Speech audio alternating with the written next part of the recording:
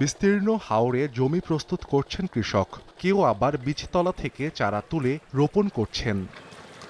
মৌলভীবাজারের বিভিন্ন হাওরে চলছে বোরো চাষের কর্মযজ্ঞ।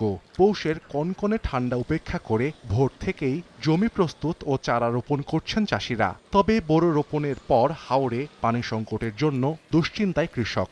সংকট মোকাবিলায় সরকারের কার্যকর ব্যবস্থা গ্রহণের দাবি তাদের।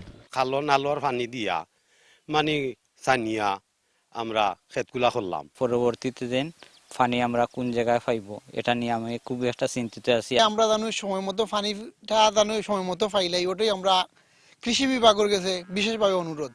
কৃষি বিভাগ বলছে এবছর হাওর এলাকায় ৭,০০০-এর বেশি কৃষকের মাঝে উপসি ও হাইব্রিড জাতের বীজ এবং সার বিতরণ করা হয়েছে।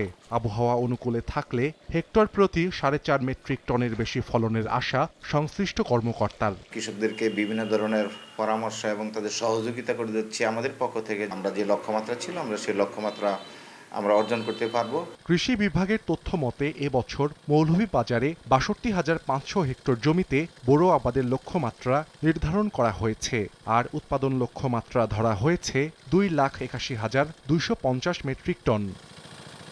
সময় সংবাদ, মৌলভীবাজার।